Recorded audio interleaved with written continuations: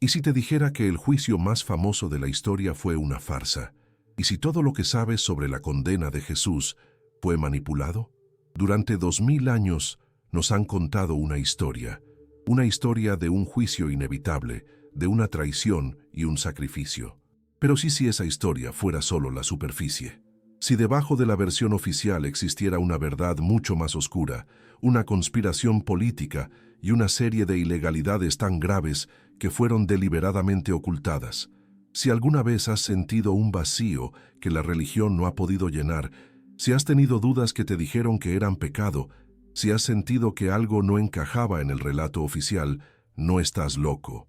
Tu alma simplemente está reconociendo el eco de una verdad que fue censurada. Hoy no vamos a repetir el catecismo. Hoy vamos a hacer lo prohibido. Vamos a abrir los expedientes, a leer la letra pequeña de la ley, a analizar los motivos políticos y a sacar a la luz los textos que la propia Iglesia decidió esconder. Si te quedas hasta el final, entenderás por qué esta revelación no es solo historia. Es la clave que puede liberar tu espíritu del miedo y la culpa que has heredado sin saberlo.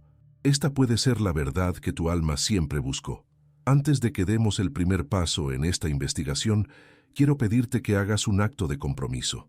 No conmigo, sino contigo mismo. Comenta ahora mismo. Quiero saber la verdad sin filtros. Este no es un comentario para el algoritmo. Es una declaración espiritual. Un mensaje para tu propia alma de que estás listo para dejar atrás las versiones cómodas y abrazar un despertar real. Si estas palabras ya están tocando algo profundo en tu corazón, deja tu me gusta, como señal de que estamos en la misma sintonía, de que este es tu momento. Y lo más importante, suscríbete a este canal y activa la campana de notificaciones. No lo hagas por nosotros, hazlo por tu alma. Hazlo para no perderte ni una sola de las revelaciones que están por venir, porque este video es solo el comienzo de un viaje mucho más largo. Este es tu canal para el despertar. Ahora sí, respira hondo, porque estamos a punto de entrar en la oscuridad de la noche más decisiva de la historia para descubrir el juicio secreto de Jesús. Imagina la escena por un momento. La ciudad duerme bajo el manto de una noche sagrada, la víspera de la Pascua, un tiempo que por ley debía ser de paz y reflexión, pero en las sombras, lejos de las miradas del pueblo, se está gestando una traición que cambiará la historia para siempre. El juicio de Jesús no comenzó en un tribunal, bajo la luz del día y las leyes de Dios. No, comenzó como un secreto, en la oscuridad, en la casa privada de un hombre poderoso. La propia ley judía, la Mishnah, gritaba que esto era prohibido. Un juicio capital no podía, bajo ninguna circunstancia, celebrarse de noche.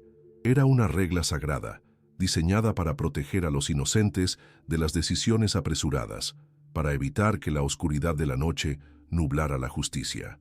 ¿Por qué entonces se arriesgaron a romper su propia ley sagrada de una forma tan descarada? La respuesta es tan simple como aterradora, porque la verdad no podía sobrevivir a la luz del día. Este no era un juicio, era una emboscada espiritual. El primer acto de una obra macabra cuyo guión ya estaba escrito, una farsa legal para esconder una verdad que les quemaba en las manos. Lo que realmente estaba en juego en esa habitación oculta no era la justicia, sino el miedo. Un miedo profundo a la revelación que Jesús representaba. Un terror a que su mensaje de un despertar interior desmantelara el poder que ellos tanto amaban.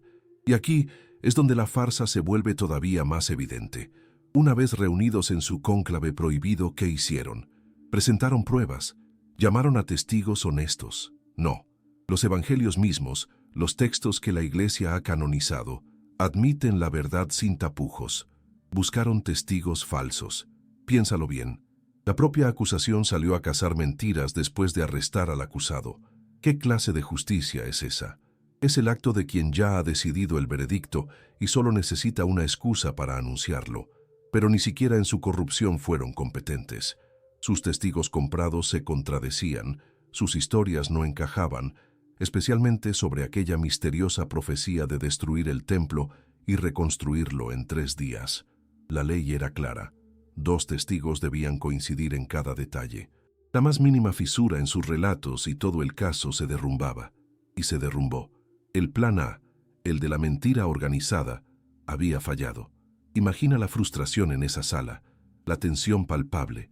Su conspiración se desmoronaba, pero no se detuvieron. Cuando la mentira no funciona, el poderoso no busca la verdad, simplemente cambia de táctica. Y la táctica que usaron a continuación fue la más prohibida, la más perversa de todas. Fue el momento en que se despojaron de cualquier máscara de legalidad y revelaron su verdadero rostro, el rostro del miedo y la manipulación. Esto fue lo que la Iglesia nunca quiso que supieras. Frustrado, desesperado, el sumo sacerdote Caifás se levanta, ignora la falta de pruebas, ignora la ley, se para frente a Jesús y en un acto de pura tiranía espiritual lo pone bajo juramento y le exige que se condene a sí mismo. ¿Eres tú el Cristo, el Hijo del Bendito? Esta pregunta no buscaba información, buscaba una soga. Y la respuesta de Jesús, su calmada afirmación, fue la única prueba que necesitaron. Aquí yace el corazón corrupto de todo el proceso, la revelación más profunda de su ilegalidad. La ley judía prohibía, de manera absoluta y sagrada, la autoincriminación. Una confesión no podía ser la base de una condena a muerte. Era un pilar de su justicia, la garantía de que nadie sería condenado por sus propias palabras bajo coacción. ¿Te das cuenta? El sistema que debía garantizar un juicio justo fue violado en su núcleo mismo. Usaron la propia voz de Jesús, la voz que traía una verdad liberadora, para torcerla y convertirla en un crimen. Este es el secreto más oscuro de ese juicio. Jesús no fue condenado por sus actos, sino por ser quien era. La blasfemia de la que lo acusaron fue solo una etiqueta conveniente, una palabra manipulada para justificar lo injustificable, porque su verdadera culpa era ofrecer un despertar espiritual que no necesitaba intermediarios. Si esto removió algo dentro de ti, comenta ahora: estoy listo para la verdad que escondieron. Este acto es una declaración de que tu alma ya no se conforma con la versión oficial. Hazlo ahora, no por este canal, sino por tu propio camino hacia el despertar. Y la cascada de ilegalidades no se detiene. En la misma sesión nocturna, inmediatamente después de esa confesión forzada, dictaron el veredicto: culpable. Y la sentencia: muerte. Todo en un solo acto, rápido, eficiente, mortal. Pero la ley, esa misma ley que decían honrar, exigía una pausa, un día de reflexión.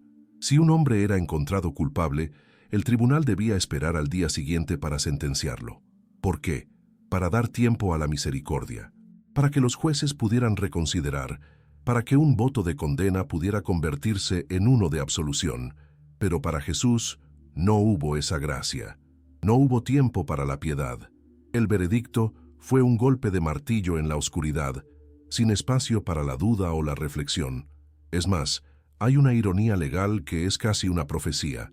Según algunas interpretaciones de la ley del Sanedrín, un veredicto unánime de culpabilidad llevaba a la absolución inmediata. La lógica era profunda. Si ni una sola voz disidente se alzaba, era señal de una conspiración, de una mentalidad de turba, no de una deliberación justa. La aparente unanimidad contra Jesús no prueba su culpa. Al contrario, es la firma de un linchamiento legal, la prueba de que el juicio fue una farsa manipulada. Esta fue la frase que el Concilio de Nicea intentó enterrar para siempre. La unanimidad que lo condenó, según su propia ley, debió haberlo liberado. Un misterio legal que revela la verdad oculta detrás del dogma. Lo que hemos visto hasta ahora es devastador. Un juicio prohibido en la noche, testigos falsos que fracasan, una confesión forzada que era ilegal como prueba y un veredicto apresurado que violaba todas las normas de deliberación y misericordia. Cualquier tribunal honesto del mundo desestimaría este caso en segundos. Entonces, la pregunta que nos quema por dentro es ¿por qué? ¿Por qué montar este teatro de ilegalidad? Si su objetivo era simplemente eliminarlo, había formas más sencillas. La respuesta yace en el verdadero propósito de esta audiencia secreta. No era un fin en sí mismo. Era un medio para un fin mucho más grande y político. Necesitaban una acusación, cualquier acusación, sin importar cuán frágil o ilegalmente obtenida fuera. Necesitaban un cargo que pudieran llevar a una autoridad superior, la única, con el poder de matar en nombre del Estado. Este juicio apócrifo en las sombras fue solo el ensayo. La verdadera obra, el verdadero y aterrador objetivo de su plan, estaba a punto de comenzar al amanecer frente al poder implacable de Roma. Y lo que descubriremos a continuación puede sacudir incluso las bases de tu fe, porque lo que vino después fue aún más perturbador. Aquella farsa nocturna, ese juicio prohibido y secreto, no era el final del plan. Era solo el primer movimiento de una estrategia mucho más astuta y mortal. Para entender lo que pasó cuando salió el sol, tienes que entender quiénes eran realmente los hombres que condenaron a Jesús. Los sumos sacerdotes, Anás y Caifás, y su élite, los saduceos, no eran simplemente líderes espirituales. Eran políticos, aristócratas, los hombres más ricos y poderosos de Judea. Su poder no venía de una conexión divina o de una profunda fe, sino de dos cosas muy terrenales: el control del templo y su conveniente alianza con el Imperio Romano. El templo no era solo un lugar de oración, era el centro financiero, el banco central de la nación, y ellos eran sus dueños. Y su colaboración con Roma les garantizaba mantener ese status quo. Esta es la verdad oculta que a menudo se nos escapa. Los enemigos de Jesús no eran hombres de fe escandalizados por una blasfemia. Eran una élite corrupta y aterrada, viendo cómo un profeta del pueblo amenazaba con derrumbar su imperio de oro y poder. Su lealtad no estaba con Dios, sino con el sistema que los enriquecía, y harían cualquier cosa para protegerlo. Y Jesús representaba una amenaza existencial para ese sistema, no por sus milagros ni por sus parábolas. La verdadera afrenta, el acto de guerra que firmó su sentencia de muerte, fue la purificación del templo. Cuando volcó las mesas de los cambistas, no estaba simplemente teniendo un arrebato de ira, estaba exponiendo públicamente su negocio sucio, estaba cortando su fuente de ingresos y, peor aún, estaba desafiando su autoridad frente a todo el pueblo. Su popularidad crecía como un incendio. Sus palabras sobre un reino diferente encendían una esperanza peligrosa en los corazones de los oprimidos. Para Caifás, esto solo podía terminar de una manera: una revuelta popular. Y una revuelta popular solo podía provocar una cosa: la furia de las legiones romanas, una masacre que ahogaría en sangre a la nación y, por supuesto, terminaría con su privilegiada posición. Es aquí donde Caifás pronuncia esa frase escalofriante que el Evangelio de Juan recoge: es mejor que un hombre muera por el pueblo. No era una profecía, como nos han querido hacer creer. Era el cálculo frío de un político dispuesto a sacrificar a un inocente para salvar su propio pellejo. Fue una declaración de conveniencia, la doctrina del mal menor, que ha justificado las peores atrocidades de la historia. El despertar espiritual que Jesús ofrecía era una amenaza directa a su control. Y aquí es donde todo cambió. Al amanecer, llevan a Jesús ante el gobernador romano, Poncio Pilato, y de repente, la acusación que tanto les costó fabricar en la noche, la blasfemia, desaparece por completo. Se evapora. ¿Por qué? Porque sabían perfectamente que a un gobernador romano como Pilato no le importaba en lo más mínimo una disputa teológica judía. Decirle a Pilato que un hombre afirmaba ser el Hijo de Dios le habría provocado risa, no una sentencia de muerte. La jurisdicción de Roma era la ley, el orden, el poder del César. Así que, en un acto de genialidad estratégica y malicia pura, tradujeron su ofensa religiosa al único idioma que Pilato entendía: el de la traición. La acusación fue magistralmente manipulada. De repente, Jesús era un criminal político. Lo acusaron de pervertir a la nación, de prohibir que se pagaran impuestos al César y, la estocada final, de afirmar ser el Cristo un rey. Esa última frase era veneno puro en un tribunal romano. Proclamarse rey de los judíos no era un título espiritual para Roma. Era crimen laesae majestatis, alta traición contra el emperador. Era un crimen de sedición, y su castigo era fijo, brutal e innegociable: la crucifixión. Ahora debemos hablar de Pilato. Los evangelios, los textos que la Iglesia nos ha presentado por siglos, nos pintan la imagen de un hombre indeciso, casi torturado. Un líder que busca liberar a Jesús y que simbólicamente se lava las manos para declararse inocente. ¿Pero es esta la verdad? ¿O es una versión convenientemente editada de la historia? Fuentes históricas de la época, de hombres como Filón y Flavio Josefo, nos describen a un Pilato completamente diferente, un gobernante cruel, inflexible, famoso por su desprecio hacia los judíos y su mano de hierro. ¿Por qué esta contradicción tan radical? ¿Por qué la narrativa cristiana sintió la necesidad de suavizar la imagen de este tirano? Esta revelación es perturbadora. La figura del Pilato reacio es muy probablemente una construcción teológica, una forma de desviar la culpa. En los primeros años del cristianismo, cuando buscaban expandirse por el Imperio Romano, culpar directamente a un gobernador romano de la muerte de su fundador habría sido un suicidio político. Era mucho más seguro y estratégico cargar toda la culpa sobre los líderes judíos. Esta verdad oculta nos obliga a hacer una pregunta incómoda. ¿Cuánto de lo que nos contaron fue moldeado, no por la historia, sino por la necesidad política de la Iglesia primitiva? El silencio terminó. La verdad acaba de salir a la luz. Así que el dilema de Pilato no fue realmente un dilema moral, fue un simple cálculo político. Su trabajo, su única misión en la volátil Jerusalén durante la Pascua, era aplastar cualquier chispa de rebelión antes de que se convirtiera en un incendio. Y aquí, la élite local, sus socios en el control de la provincia, le entregan a un hombre acusado de proclamarse rey.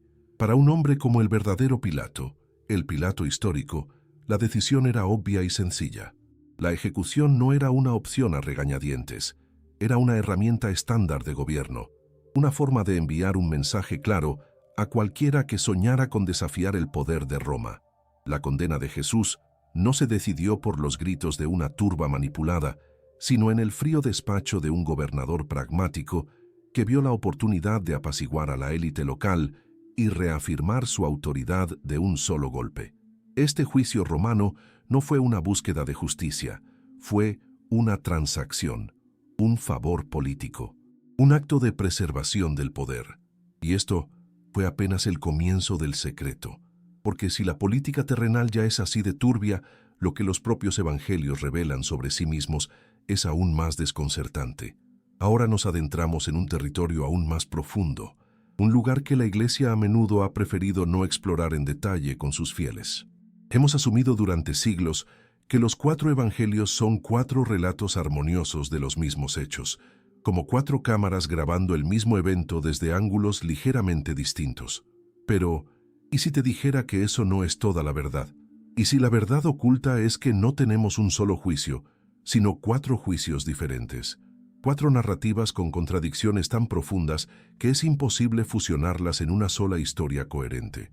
Esta revelación no busca destruir tu fe, sino invitarte a un despertar espiritual mucho más maduro. Debemos dejar de ver a los evangelistas como meros cronistas y empezar a verlos como lo que realmente eran: artistas teológicos, hombres apasionados que moldearon la historia para revelar una verdad espiritual específica a su comunidad. Cada evangelio no es una fotografía, es un retrato pintado. Y las diferencias entre ellos no son errores, son la clave para desentrañar el verdadero misterio de lo que Jesús significaba para sus primeros seguidores. Lo que estás a punto de descubrir es que la verdad no siempre es una línea recta, a veces es un poliedro de luz. La fractura más evidente, la que demuestra que estamos ante agendas teológicas distintas, es la que existe entre los 3 evangelios sinópticos, Mateo, Marcos y Lucas, y el Evangelio de Juan. En los sinópticos la historia es clara. Jesús purifica el templo al final de su ministerio, y este acto de rebelión es la chispa que enciende el fuego de su arresto y crucifixión. Su última cena es un ceder de Pascua, pero en el Evangelio de Juan, toda la cronología está alterada. La purificación del templo ocurre al principio de su ministerio, años antes de su muerte, y su última cena no es la cena de Pascua. ¿Por qué este cambio tan drástico? No es un simple despiste, es una manipulación teológica de una genialidad asombrosa. Al cambiar la fecha, Juan se asegura de que la crucifixión de Jesús ocurra en el día de la preparación de la Pascua, en el momento exacto en que los corderos pascuales estaban siendo sacrificados en el templo por miles. ¿Ves el poder de este simbolismo? Para Juan, Jesús no es solo un profeta condenado. Él es el verdadero Cordero de Dios, el sacrificio perfecto que reemplaza a todos los demás. Esta no es una diferencia de detalles, es una reescritura de la historia para servir a una revelación teológica monumental, una profecía autocumplida a través de la pluma del evangelista. Esto fue lo que la Iglesia nunca quiso que analizaras en detalle. A partir de esta gran división, los detalles divergen, y cada detalle pinta un rostro diferente de Jesús, revelando la preocupación principal de cada autor. Empecemos con Marcos, el primer evangelio escrito. Su relato es crudo, rápido, casi sin aliento. Su Jesús es una figura enigmática, sufriente, que permanece mayormente en silencio durante su juicio. Es un hombre que siente el peso del abandono y su último grito desde la cruz, el famoso Dios mío, ¿por qué me has desamparado?, es un alarido de angustia humana y desolación. Este es el Jesús más vulnerable. Luego viene Mateo, que escribe para una comunidad de judíos cristianos. Su narrativa es ordenada, estructurada, y su principal objetivo es demostrar que Jesús es el Mesías Rey profetizado en las Escrituras judías. Mateo añade escenas que no están en Marcos, el sueño de la esposa de Pilato, advirtiéndole sobre ese hombre justo, y el famoso lavado de manos del propio Pilato. ¿Por qué? Para dejar una cosa absolutamente clara a su audiencia: los líderes de Israel rechazaron a su verdadero rey, y hasta los paganos y sus esposas pudieron ver la verdad que ellos se negaron a aceptar. Cada añadido es un ladrillo en la construcción de su argumento teológico. Si entender que no hay una sola versión, sino un misterio más profundo, te libera. Comenta ahora: la verdad tiene muchas voces. Es tu forma de decir que estás listo para una fe que no teme a las preguntas. Ahora mira a Lucas, que escribe para un público no judío, un público gentil. Su evangelio es expansivo, compasivo. Su Jesús es el Salvador universal e inocente. Lucas es el único que incluye el juicio ante Herodes Antipas. No es un detalle menor. Al hacerlo amplía el círculo de la responsabilidad. No solo los líderes de Jerusalén y los romanos, sino también los gobernantes locales de Galilea lo rechazan. Pero el corazón de su mensaje está en las palabras de Jesús desde la cruz: Padre, perdónalos, porque no saben lo que hacen. Este no es el grito de abandono de Marcos, es una declaración de compasión infinita, el tema central de su obra. Y finalmente, llegamos a Juan. El Jesús de Juan es de otro universo. No es una víctima en ningún momento. Es el Verbo divino, soberano y en control absoluto de cada segundo de su pasión. Él no es interrogado, él interroga.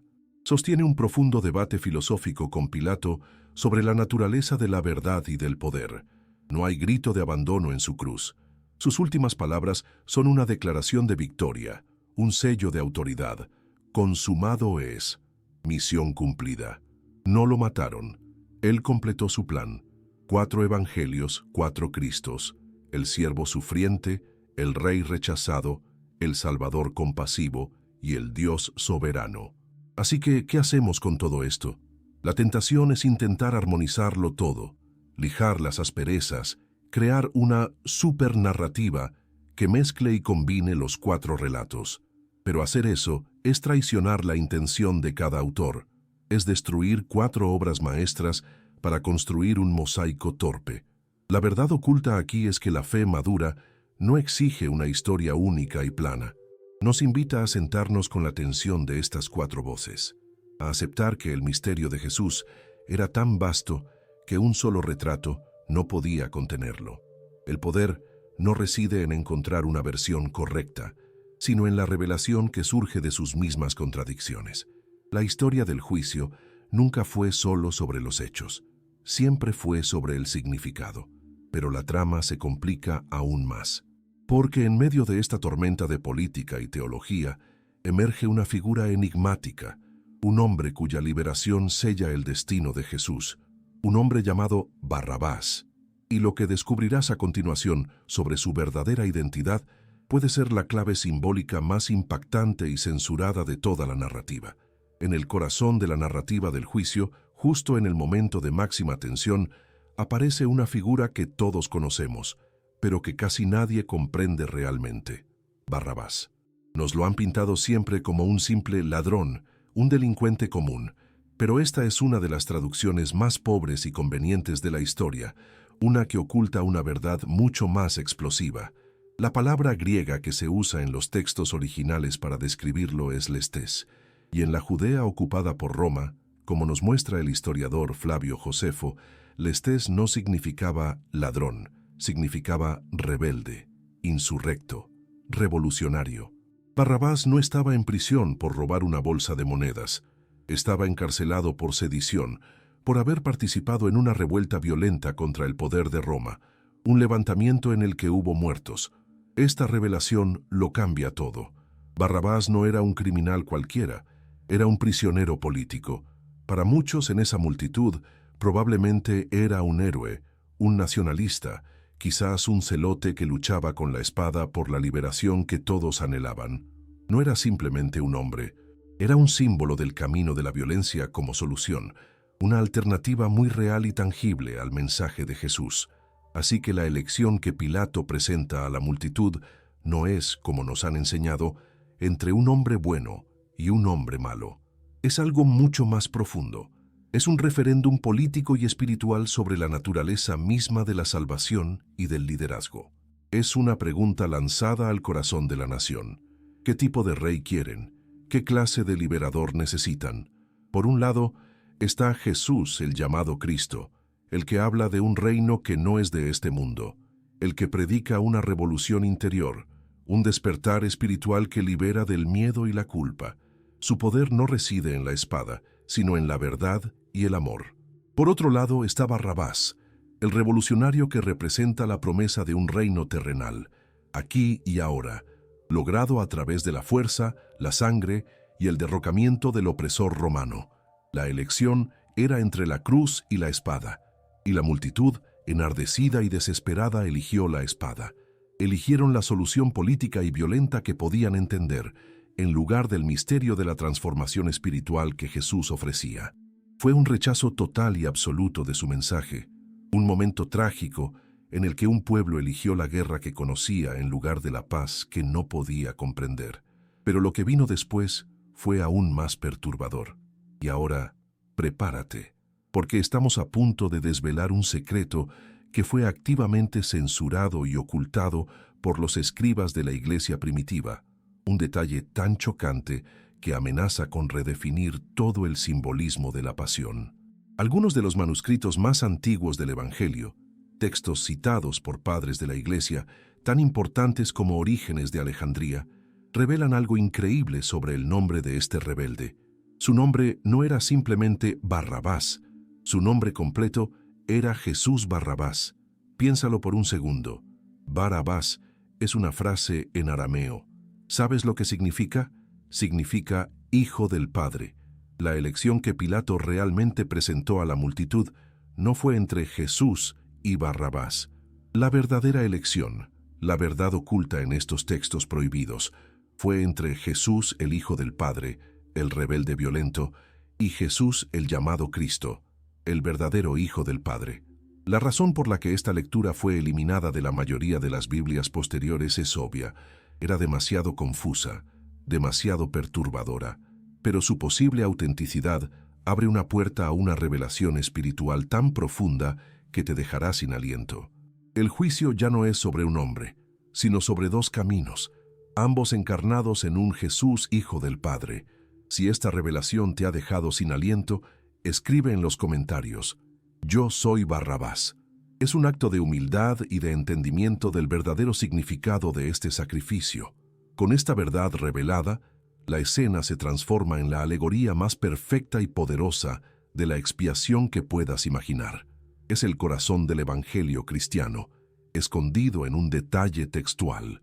Un hombre llamado Jesús, Hijo del Padre, que es culpable de sedición y asesinato, que representa la naturaleza rota, violenta y pecadora de la humanidad, es puesto en libertad, y en su lugar, el inocente, el verdadero Jesús, el verdadero Hijo del Padre, es condenado a morir.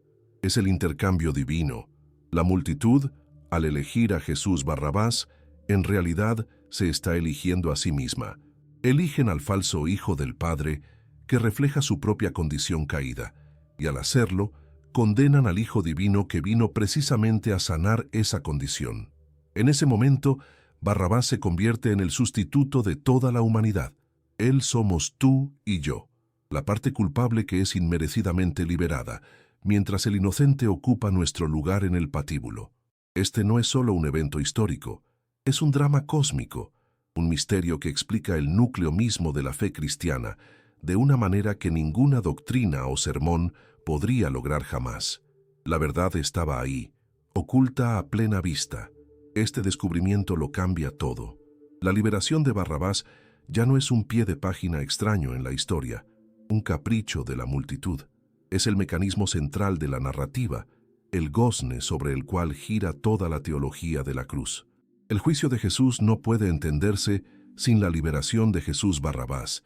Demuestra que el plan nunca fue simplemente sobre una condena injusta, fue sobre una sustitución voluntaria. El despertar espiritual que esto provoca es inmenso, porque nos obliga a vernos a nosotros mismos en la figura del rebelde perdonado. Pero la historia no termina aquí. Este profundo drama simbólico está contenido dentro de los evangelios canónicos. ¿Pero qué pasó fuera de ellos? ¿Qué dijeron los historiadores romanos que no tenían ningún interés en esta teología? ¿Y qué narrativas se encuentran en los otros evangelios, los textos apócrifos que la Iglesia luchó por suprimir? Porque lo que se encontró después es aún más revelador. Hasta ahora nuestro viaje ha sido dentro de las paredes de la biblioteca canónica, analizando las tensiones y secretos entre los 4 evangelios. Pero para que una investigación sea completa, para que la verdad emerja en toda su complejidad, debemos atrevernos a salir de esa habitación. Debemos preguntar, ¿qué dijeron los demás? ¿Qué registraron los historiadores que no eran seguidores de Jesús, que no tenían ningún interés en su teología, que lo veían no como un Dios, sino como un problema más en una provincia problemática? Nuestra primera parada es Roma. El gran historiador Cornelio Tácito, escribiendo sus anales alrededor del año 116, nos da un testimonio frío, cortante y absolutamente crucial. Hablando del origen de los cristianos, afirma sin rodeos que Cristo, de quien toman su nombre, sufrió la pena máxima durante el reinado de Tiberio a manos de uno de nuestros procuradores, Poncio Pilato. Esto no es una declaración de fe, es un registro romano, un enemigo del cristianismo confirmando el ancla histórica de todo el Evangelio. Esta es la verdad desnuda, despojada de cualquier adorno espiritual. Un hombre llamado Cristo fue ejecutado por el Estado romano. Un hecho, un punto de partida innegable para nuestro misterio. Nuestro segundo testigo externo es judío, Flavio Josefo, un historiador que vivió la guerra contra Roma, un hombre atrapado entre 2 mundos. En su obra monumental, Las antigüedades de los judíos, se encuentra un pasaje tan famoso como controversial, el Testimonium Flavianum. Aunque la mayoría de los eruditos coinciden en que el texto fue retocado más tarde por manos cristianas, también concuerdan en que existe un núcleo auténtico y original. Y ese núcleo confirma lo mismo que Tácito. En esa época existió un hombre sabio llamado Jesús, y Pilato, por sugerencia de los principales hombres entre nosotros, lo condenó a la cruz. Otro testigo no cristiano que confirma el hecho histórico. Pero aquí yace una de las revelaciones más profundas y ocultas. Para estos grandes historiadores Tácito y Josefo, la ejecución de este predicador de Galilea era una nota al pie, un evento menor en la gran y sangrienta crónica del Imperio Romano. Y sin embargo, para los evangelistas era el evento central de toda la historia humana, el eje sobre el que gira el cosmos. ¿Ves el abismo? Esta diferencia radical de perspectiva es una verdad en sí misma. Nos demuestra de una vez por todas que los evangelios nunca pretendieron ser informes históricos objetivos. Son proclamaciones de fe apasionadas, manifiestos teológicos construidos alrededor de un núcleo histórico real. El silencio terminó. La verdad acaba de salir a la luz. Y ahora nos aventuramos en el territorio más prohibido de todos, los evangelios apócrifos. Los textos que la Iglesia no incluyó en la Biblia, los que a menudo calificó de herejías y luchó por suprimir. Estos no son evangelios perdidos que contienen una verdad más antigua. Son más bien como la fan-fiction teológica de los primeros siglos. Son increíblemente valiosos, no por lo que nos dicen sobre el Jesús histórico, sino por lo que nos revelan sobre las luchas, los miedos y las agendas políticas de las comunidades cristianas de los siglos II, III y IV. Tomemos, por ejemplo, el Evangelio de Pedro. Este texto, del siglo II, va mucho más allá de los evangelios canónicos en su intento de limpiar la imagen de Roma. Afirma explícitamente que después de que Pilato se lavara las manos, ni Herodes ni ninguno de sus jueces lo hizo. Y luego da el golpe de gracia. Es Herodes, un rey judío, y no Pilato, quien ordena la crucifixión. Es una reescritura descarada de la historia, una manipulación obvia para hacer que la fe cristiana fuera aún más aceptable para el poder romano, echando toda la culpa sobre los judíos. Si te das cuenta de que la historia fue reescrita muchas veces, comenta: quiero la verdad sin filtros. Es un compromiso con tu propio despertar. Luego tenemos el fascinante Evangelio de Nicodemo, también conocido como las Actas de Pilato. Esta obra del siglo IV es básicamente la versión de Hollywood del juicio. Es un drama judicial en toda regla, lleno de largos diálogos, testimonios de personajes secundarios y una trama expandida del sueño de la esposa de Pilato. En este texto, Pilato ya no es un gobernador reacio, es un defensor heroico y apasionado de Jesús, que lucha contra la malicia implacable de los líderes judíos. Es aquí donde por primera vez aparecen nombres que la tradición ha hecho famosos pero que no están en la Biblia, como Longinos, el centurión que atravesó el costado de Jesús, o Dimas, el buen ladrón. ¿Qué nos muestra este texto censurado? Nos muestra una clara trayectoria. A lo largo de los siglos la historia se fue embelleciendo, dramatizando.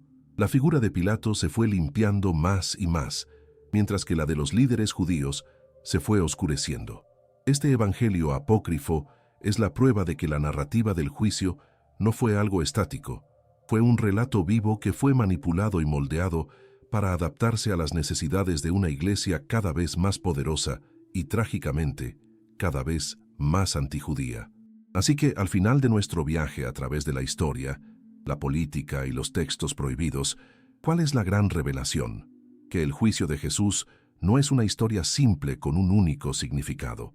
Es un evento histórico real, anclado en los registros de Roma, pero es un evento que desde el primer momento fue interpretado, moldeado y narrado a través de una multitud de lentes. Tenemos los 4 retratos teológicos de los evangelios canónicos, cada uno con su propia verdad espiritual. Tenemos la capa profunda y simbólica del misterio de Jesús Barrabás, el corazón oculto de la expiación, y tenemos los ecos de los textos apócrifos, que nos muestran cómo las generaciones posteriores continuaron luchando con esta historia, reescribiéndola para sus propios fines. La verdad oculta del juicio secreto de Jesús es que no hay una única verdad secreta. Hay una red de verdades, una intersección de historia, fe, poder y propaganda. Y aceptar esta complejidad es el verdadero comienzo de un despertar espiritual honesto y sin miedo. Hemos llegado al final de esta investigación, pero es el verdadero comienzo de tu despertar. Juntos, hemos caminado por las sombras de un juicio nocturno y prohibido, y hemos visto cómo la ley fue torcida para servir al poder. Hemos sido testigos de la fría estrategia política que transformó a un maestro espiritual en un enemigo del Estado. Hemos desmoronado la idea de una historia única, descubriendo 4 verdades, 4 retratos distintos de Jesús en los evangelios. Desvelamos el misterio casi censurado de Jesús Barrabás, ese increíble símbolo del intercambio divino que yace en el corazón del cristianismo. Y finalmente salimos de la Biblia para escuchar los ecos de la historia y las voces de los textos apócrifos, que nos mostraron cómo la narrativa fue manipulada y embellecida a lo largo de los siglos. La historia simple y pulcra que te contaron se ha desvanecido, pero en su lugar, ahora posees algo infinitamente más valioso, una verdad compleja, profunda y liberadora. Una verdad que no te pide fe ciega, sino un corazón valiente y una mente abierta. Ahora que sabes todo esto, puedes seguir creyendo como antes.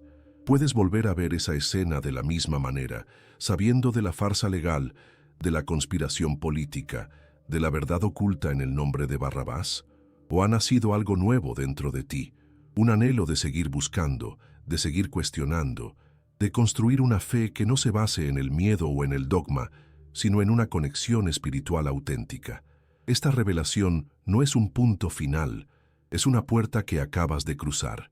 Si sientes que este viaje ha movido los cimientos de tu espíritu, si sientes que esta es la verdad que siempre intuiste, sella este momento. Haz de tu comentario un acto final de poder.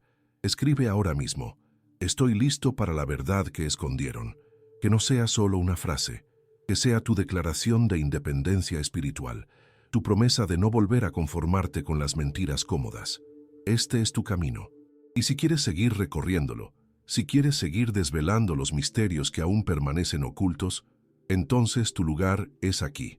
Suscríbete ahora y asegúrate de que la campana esté activada. Esto no es solo para apoyar un canal, es para apoyar tu propia transformación. Te prometo que esto es solo el comienzo, y tu despertar no debe detenerse. La energía y la claridad que sientes ahora mismo deben ser alimentadas. He preparado una siguiente revelación, un video que expone el secreto que la Iglesia ocultó sobre María Magdalena y su verdadero rol. Es el siguiente paso lógico en este camino. No dejes que este momento se pierda. Haz clic en el video que aparece ahora en tu pantalla. Continúa tu despertar. Hazlo ahora.